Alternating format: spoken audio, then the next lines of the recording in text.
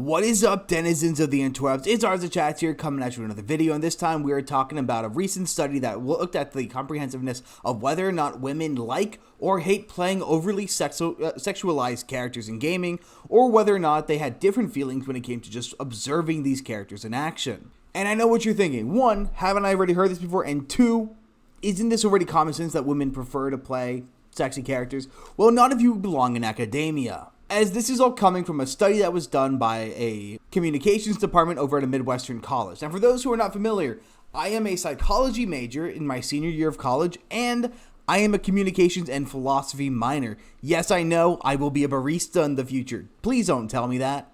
But that means that I am able to pick apart what's being said in this discussion and actually criticize it for the flaws that they have that they very much did not acknowledge in the article or in the actual study. And thank God I'm a student, because otherwise I couldn't access the study.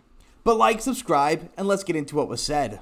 Now first, let me give a big shout out to Clownfish TV, who made me aware of this article being something that was around, because I hadn't heard about this before, and this makes it a lot easier for me to find it when I have such amazing accounts covering this topic first. Also, I know I look like a dork. It's Halloween. Leave me alone. So coming from Side Post, new research on female video game characters uncovers a surprising twist.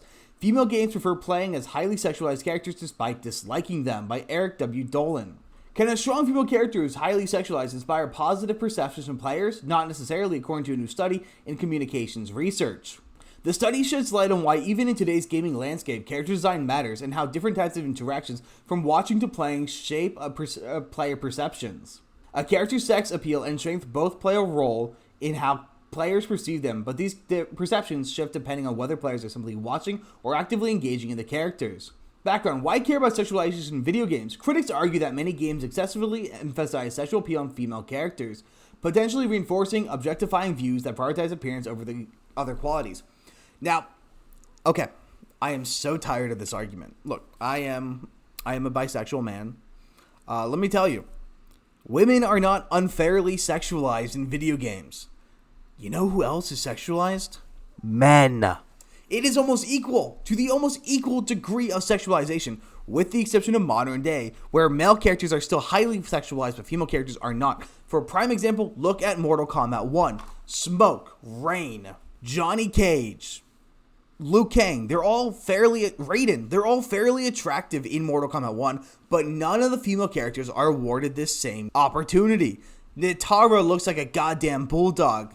Tanya was out there for a while because her underbite, she has a massive overbite. Friggin' Quintana and Melina have some of the ugliest costumes I've ever seen in a fighting game. Sindel's the only woman who's even remotely attractive, and I'm just going to give that to her white hair. So don't give me this that female characters are unjustly sexualized. Everyone is sexualized in a way that appeals to different people. So women are more sexually attractive when they have feminine features, big breasts, big waist, that kind of thing. Or when they have a very specific demeanor that's very intimidating but also plays into their femininity. Such as Sonya Blade, who is very much an intimidating woman who relies on her sexuality to help the intimidation and in her attacks. If you remember, a lot of her attacks are her grabbing you with her hips, grabbing her legs around your face, and squeezing you to death that way. And while that's been completely taken away from games, the sexuality of male characters is left the same, where women prefer men who are physically powerful, physically strong, big, ripped, tight buttocks, visible chest, or men who are completely clouded in mystery, such as the ninjas, or especially Rain, who in Mortal Kombat 11, who was completely hidden by robes that left him very mysterious, but you could see his very intimidating and very buff forearms. Sexuality is a key part of games, both for women and for men, and you can't deny that, and obfuscate it by saying it's only done to women when it's done to everyone equally, up until recently. My stance on it is I think if you're in a video game, unless there's a reason for the character to be ugly, the character should be gorgeous.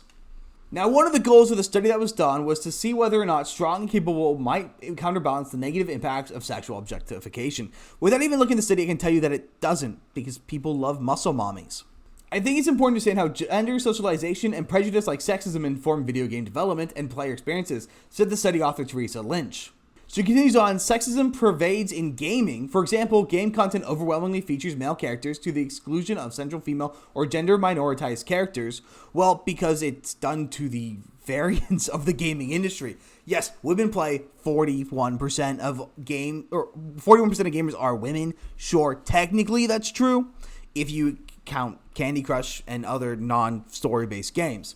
And then gender non-conforming, of course, those people aren't dominated in games because they make up less than 1% of the population. She continues on to say that these characters are often put in unfavorable stereotypes, or, and hear me out, it's not an unfavorable stereotype, it's just the truth. It just seems unfavorable to you because you don't like it. She also says that men and boys target women, girls, and gender minoritized individuals with sexist and harassing communication. Not quite. Okay, yes. Boys and men will say rude things if they hear women on a game. But here's the kicker. It's not sexism. There are other reasons to say sexist things that aren't rooted in inherent sexism. Most of the people are not sexist. They're just trying to say something to get a rise out of someone, and that's usually an easy way to do it. They're not being sexist. They're just being assholes. And sexism is the fastest way to be an asshole when the person you're playing against is a woman. It's not sexism. It's just being a dick. She also says that the main reason she did the study was because the challenges sexism presents in gaming is fascinating to me, and this study was one part of answering those big questions. The design of this game I'm not inherently against, so there are some flaws in it. Basically, they booted up Soul Calibur 6, pretty fun game, and went into the character customization because Soul Calibur 6 has one of the best character customizers of a fighting game, and they designed characters that the creator assumed best represented strength and femininity by modulating the size of various parts of these characters. So the first experiment ended up with 239 undergraduate students after a serious number of them dropped out from a communication program, with the majority of participants identifying as female. To be clear, the number of females in this study was 174 to 64 men self-identifying. That is one small thing to point out, because in a communications degree, you will have a decent number of people who don't identify the proper way, unfortunately. And I do know these people fairly frequently. Now, it's a smaller number than you might expect, but it is still higher than the general population. And each character was customized to present one of four combinations: sexualization and strength, high sexualization with high strength, high sexualization with low strength, low sexualization with high strength, and low sexualization with low strength. And here we can see the handful of different characters. So these were the many sex appeal characters with the varying levels of strength based on four different varying levels. And then here were the few sex appeal. Okay, this is wrong because I'd argue that is mighty sexy. Sorry, what was I saying? Yeah, so this study was... There's a lot of problems, especially with just these characters. For instance, the stances these characters are taking is from a very specific character, and is very much a very sensual and interactive stance that would definitely act as a bit of a problem in regards to the study. I'm also looking at these characters, and they all seem to have the same bust size as general rule. So the only characters that don't are these ones. You can't really see the body. I'm going to assume this one. Let's see, this one had much higher sexuality than expected, but still not much. And the other thing I noticed is in the liking, the medium, or the mean, is pretty damn consistent. Only two of these characters had a relatively lower liking standard of character one, high femininity and high strength, and the character who is high femininity, high strength, or low strength.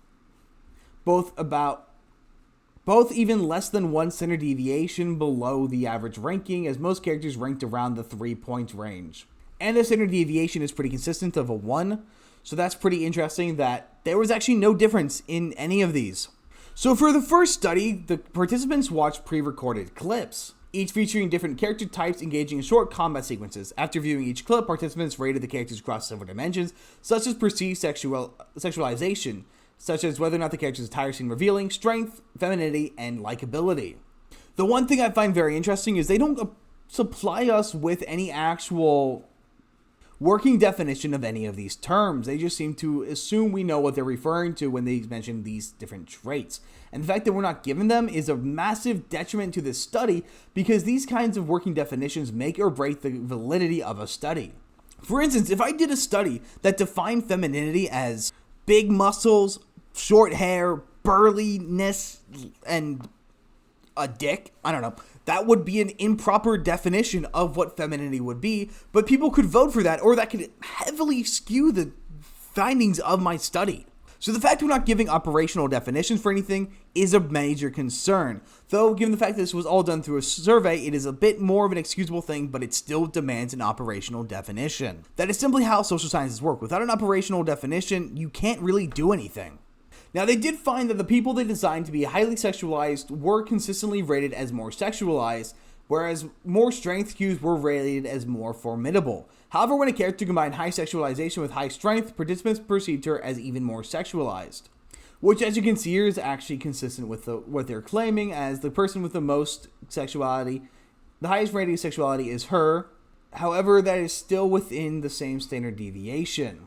In fact, the findings here are barely even statistically significant.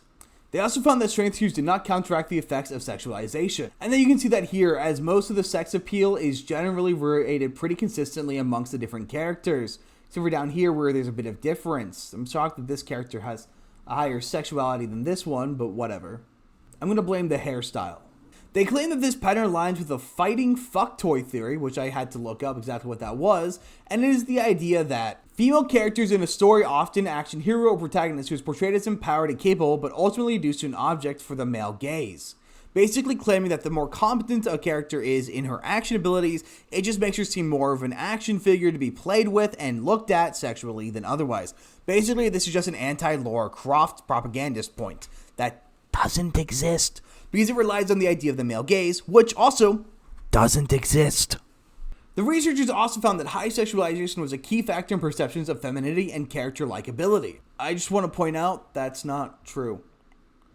Likability is pretty consistent along the board, with everyone being within 1 to 1.5 standard deviations away from the mean, but all sitting around a 3%, standing around a mean of 3 for likability. The only two characters who seem to break this trend, a mean score of 3 for liking, is this character who's high strength, high sex, and this character who's low strength, high sex. So that's not actually consistent with what they claim at all.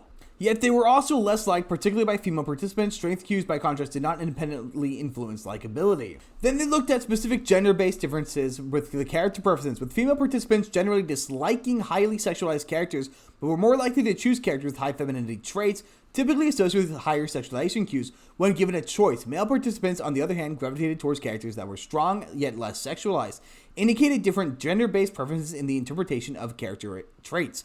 One issue with this is they do not separate the classification of these traits based on gender, which means that the characters that were voted on to be high sexualization and high formidability could have been overly dominated by the votes of women, but not have the votes of men actively in this. So for all we know, most men could possibly think that this character is the most feminine of the characters, because that armor really, really highlights... Sorry, I'm getting distracted again.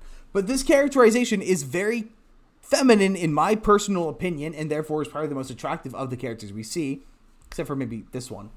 But the problem is, we don't know exactly what percentage the men gave each of these roles, and because of how skewed the study was based on numbers, the severe increase in women compared to men, it is impossible to say what actually happened here. Because the study was unbalanced and didn't actually do an alternate set of results for gender differences, it is impossible to actually calculate whether or not men actually gravitated to stronger characters than feminine characters, or if they saw these rankings of femininity as a ranking of strength. And that is just one of the many problems with this study. This study is right full of problems. This study is not replicable, I'm going to guess, based on looking at the study. This study is so horribly done, so horribly skewed, that I don't know how this got published. Now, Lynch, the author of the study, continues on and told side posts, I think especially among younger generations who have grown up with social media and intuitively understand how media perpetuate impossible beauty standards, there's increasing scrutiny and critique around sexual objectification. Now, I think that's a load of bullshit. That's not true. I don't think that's something that's affecting people, because most people know that you're not supposed to look like video game characters. I don't look like Liu Kang. I don't look like Rain. Out of all the Mortal Kombat characters, I look the most like Bo Raicho. And yet I fucking hate Bo Raicho. I will not play him. Well, okay, actually, I kind of like him. He's kind of funny. But he's a gimmick character. I'm never going to actually pick Bo Raicho for a serious fight. So no one looks at the sexualization of female characters and thinks that's a real woman, because it's a video game character. No one thinks video game characters are real women at all. That's just a lie.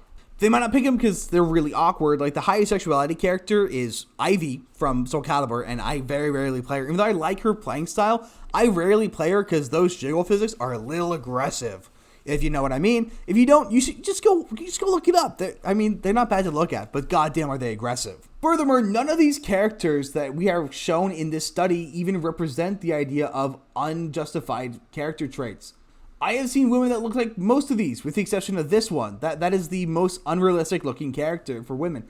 All of these are possible designs of possible builds of women that you would see in the real world. So I'm not really sure how this factors into anything. That said, I was surprised to see that our first study, women still selected the most sexualized characters when asked which character they would choose to play. It's important to remember this character was also rated as the most feminine. Okay, now what's confusing me is I'm reading these things and then I'm looking at the actual chart. If you look at this, the character who was selected the most is her, who is not rated the most feminine. In fact, her femininity rating is one of the lowest, only higher than hers. So what do you mean? Because she had the highest selection of a number of 55 participants selecting her, the character with the highest femininity rate is her with a selection of 11. I'm so confused. The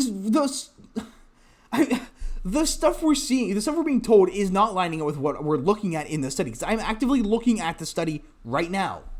Though here we see how often characters were picked based on sexuality and strength. Many strength and much sex was the most picked. Perceived femininity and strength, where femininity was a experimental condition, found that a high sex appeal, femininity, and strength cues was the most common pick for that one. And then this graph showing the selection, many strength cues, few sex appeal is maximum for men. For women, the highest point is few strength cues, many sex appeal cues. For women, although the women graphs are significantly more consistent in placement compared to the male graphs. So this one actually does show what they were saying in that other one, but this one and this one up here for the same graph saying the same thing are not consistent, and the reason why the fact we're not given a reason for that is a little concerning for this study. Now, I do think the second experiment is a bit more interesting. They actually gave the people being studied control of the characters. And this study involved 438 undergraduate students, following a similar design with the same 4 character types as in the first experiment, though these characters are a bit different. Here we are shown the 4 characters they can play, which seems to use similar costume styles, albeit a bit different, to maximize strength, and then different weapon types. So this is a bit of a skew, because you are changing multiple factors between the characters.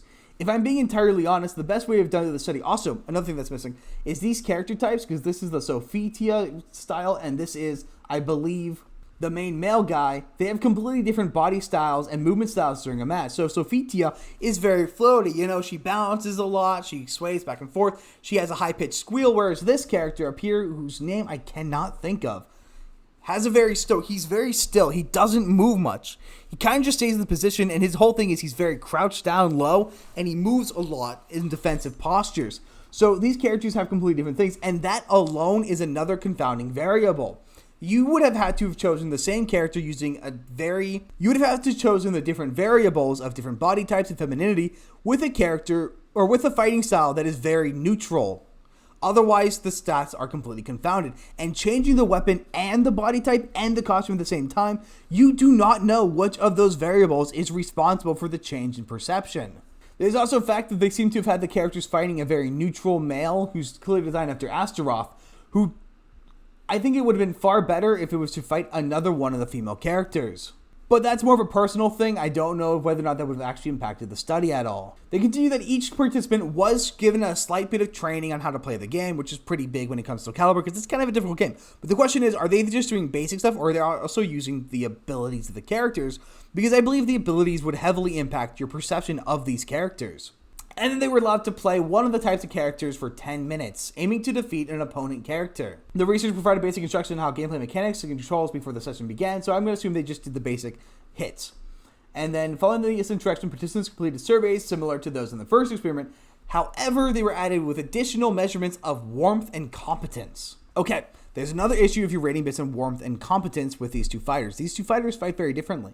For instance, with Siegfried, a lot of his stuff really relies on knowing how to do the special moves to enter his stances, which allows for him to move much more competently, whereas Sophitia, if I remember correctly, she was a much more basic character who didn't rely on the combo ability so much as landing fast attacks. Also, I probably would have used Jinyan for my feminine fighting style if I was to do a feminine fighting style approach to this. But I do think the fighting style thing is completely flawed unless you're using the same body types and armor types, which they're clearly not. Because as you can see, feminine character here with Sophitia's style has completely different pauldrons to that of the strong character. And down here with this more masculine, less feminine style character, the Siegfried version has leg guards that are very massive compared to Sophitia's, where she has no leg guards.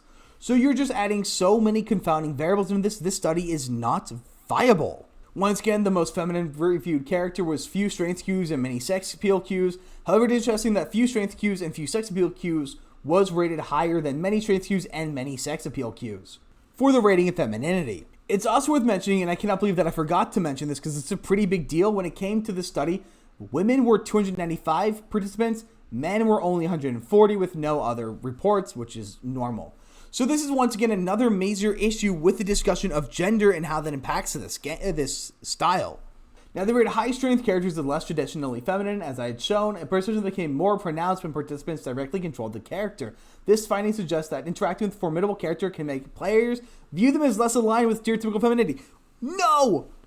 Again, wrong! You lose! You got it wrong! You are ignoring the entire ethos of a study!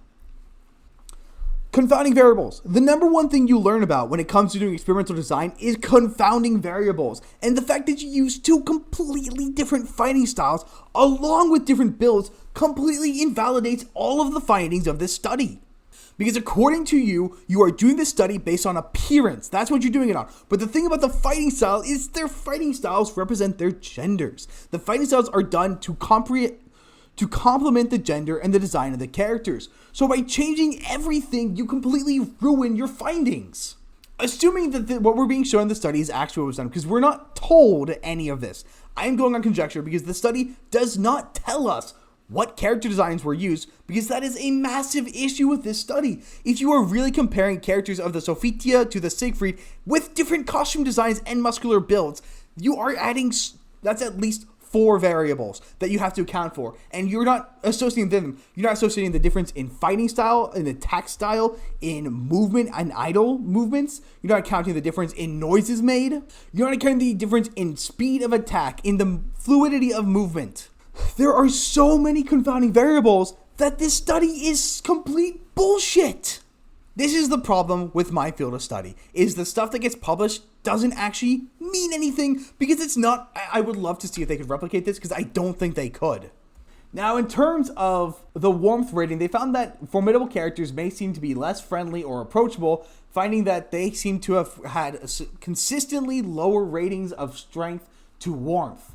Interestingly enough, they don't have a graph to explain that. And there is one other variable that I forgot to mention that they're completely ignoring. Sexuality. This makes a big deal in this. If you are looking at how lesbians rate these characters, it's going to be different because their sex appeal isn't based on jealousy or envy or anything like that. It is based on, I want to fuck you. That's a completely different variable. Guess what? The men that I find hot are very different than the men that heterosexual men find hot. And that's just because of a difference in taste and a difference in sexuality. This study is so horribly done that I cannot believe this was published as an actual study. This is your first part. This is how you get confirmation to do a study. Oh my god. And the limitations they mention this are not a part of the actual problem. And I'll get to that in a minute. First of all, the key takeaways that this person at the side post decided to point out was the first of the claim that high-strength characters are less traditionally feminine, which can be the case. Persistence became more pronounced when participants directly controlled the character. That's not what the study suggests. The study suggests that there is something in these different characters. It is not necessarily strength. It could be the way that these characters behave, they idle, how their attacks look. It is not necessarily femininity. I did not mean to do that. They also found things to suggest that when you play games, you feel part of the experience of vanquishing that villain. That can be really awesome. But if the character's attributes that aren't so great, maybe they are sexually objectified or portrayed as cute but helpless, then that stands to diminish you in the same way that the heroic portrayal elevated you. Okay? Our findings suggest that people are paying more attention to the powerfulness of female characters, who they can play as, whereas this factor wasn't so important when they were just watching the game video. Being able to translate those characteristics of the visual portrayal into actions of the player was actually shaped the experience. Once again, I don't think this study is showing that. If you were to have actually done a proper study, if you were going to change the weapon styles, at the very least, you should have stuck with fighting styles that were both female characters, such as Ivy's to Xinyan to Sophitia, who are all... Sophitia to Xinyan would have probably been a very good study, because Xinyan is a much more powerful and a much more confident fighter. Or whoever that polearm woman is, who doesn't really move overly feminine, but she's also not necessarily masculine, and her attacks seem to have a lot more weight to them. Or use Tira, whose attacks are very high impact. There's a lot of choices that they should have made in this study that they just didn't do that confounds everything. Now, the limitations that they say they were guilty of are not too accurate. They complain that they used a single video game genre, such as fighting games, and that there's a problem with that one, because in my opinion, fighting game genre is actually the best one to do for this study, because of the simple fact that balancing is so much more important for fighting game. I don't know what the meta situation in Soul Calibur 6 is, but I'm going to assume that it's pretty generous and pretty much decently balanced. They also say that the physicality and competition of this game is narrow focused, limits the extent to which fighting can be applied to other types of games. I disagree with that notion, claiming that it wouldn't work for adventure or role-playing games where character interaction and storyline might influence impressions differently. I disagree with that notion, but also the other thing I think you probably should have also tried doing, as just an aside of this study, was having men and women design their own characters. First, you should have them design their own characters, and then you should look at the average value selected for that. What bust size is most averagely used? What body types? Stuff like that, just so you can see how different women make their characters, that you could do in Soul Calibur as a way to standardize it. One big point is that we know other content elements such as backstory narrative can influence the way that people understand a character's portrayal. This study didn't get at that, so it's possible that if these characters were more fleshed out, that would affect the same results of the work. In the long term, my lab group and I are trying to understand long-term effects of interactions with female characters in games. We're interested in understanding beyond initial impressions and looking at how distinct interactions with characters through story and varying modes of play might disrupt or strengthen effects. There were some other things that they mentioned in their findings and issues area that were really annoying to read. For instance, they claimed that there might be limitations in the perception of personhood across interactive contexts, which seem to claim that they think that people might see themselves as less as human based on the characters. Another important point they mentioned is that whether people are more likely to deny character personhood when they are viewing them on screen as a separate entity rather than merging with them as a playable character, which seems to suggest that they think that when you play as a character, your perception of them is completely different, which this study didn't really show. Something else they mentioned that's worth pointing is in the study to discussion, men accounted substantially fewer, as discussed, and underpowered in our ability to detect effects of their identity as influencing outcomes, which should have been one of the main focuses. They also mentioned that men in the sample did have a greater experience playing games than women, which they don't mention the fact that could easily have changed whether or not they selected the strong character or the feminine character. An experience playing is theorized to facilitate the psychological state of feeling a diminished sense of self and heightened sense of the character identity, meaning that they seem to think that the male characters who were used to playing games were more likely to identify with the character instead of inserting themselves into the character. They also said that this could mean that if this were the case, it is possible that one's personal gender identity may have been diminished, thereby mitigating differences caused by gender, completely ignoring the argument that people claim that men do not play as female characters. This is clearly false if these are the results that they drew upon, which I would tend to agree with. Men especially, they say this a lot, such as Confish mentioned in Doctor Who, women don't want to be the doctor as a general rule, women want to be the companion. Men don't want to be the companion, men want to be the doctor. And this is true with a lot of women I talk to. A lot of women I know don't want to be the hero.